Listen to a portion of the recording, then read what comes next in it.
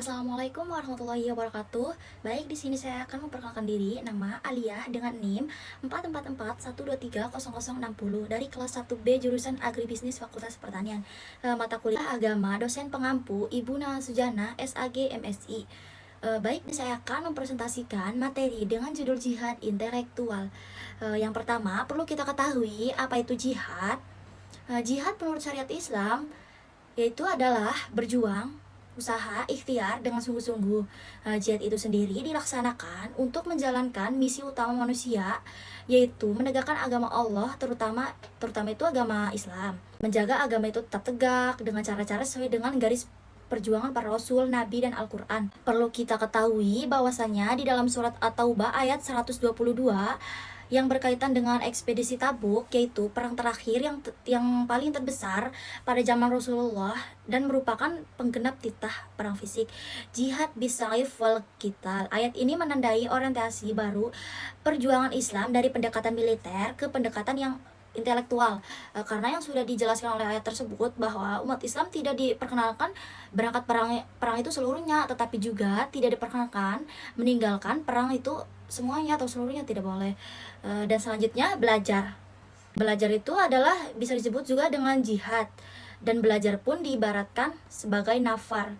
Seperti contoh cerita semangat belajar sebagai jihad itu yakni perjalanan melintasi gunung Sahara yang panas menuju medang perang yang di situ tanpa air dan tanpa persediaan makanan.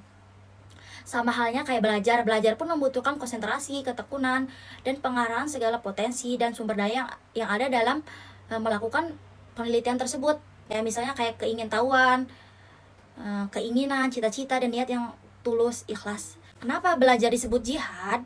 Karena sudah kita ketahui dalam menuntut ilmu pun kita perlu keseriusan dan kesungguhan, sungguh melelahkan juga. Jihad intelektual lebih intensif terutama pada saat Islam bersentuhan dengan peradaban Romawi dan Persia serta masuk pada peradaban Yunani. Nah, belajar sebagai jihad perlu ketekunan dan kolaborasi tim yang saling menguatkan.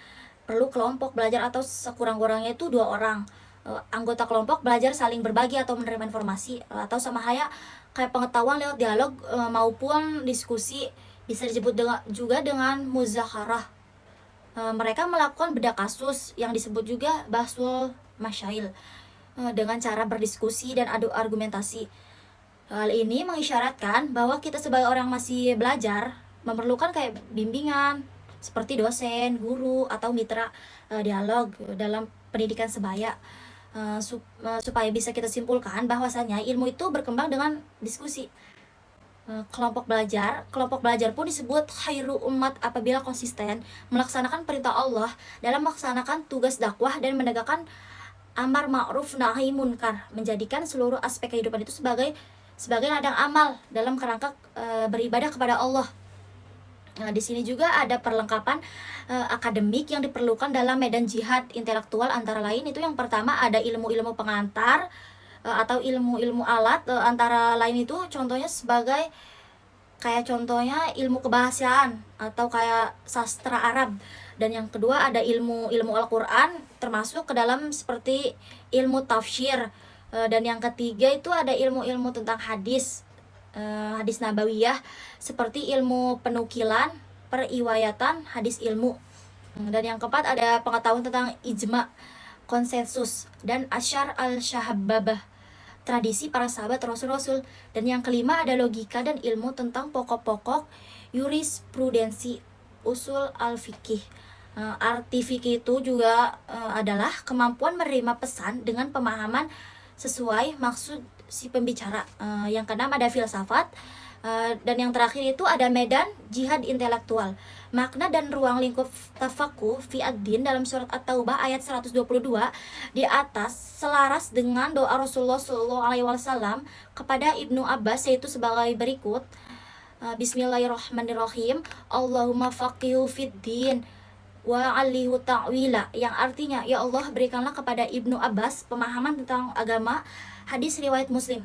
Tantangan belajar itu mengabdi dalam Islam. Kewajiban belajar disertai dengan kewajiban mengajar dan berdakwah di seluruh masyarakat. Sekian presentasi dari saya, kurang lebihnya mohon maaf. Wassalamualaikum warahmatullahi wabarakatuh.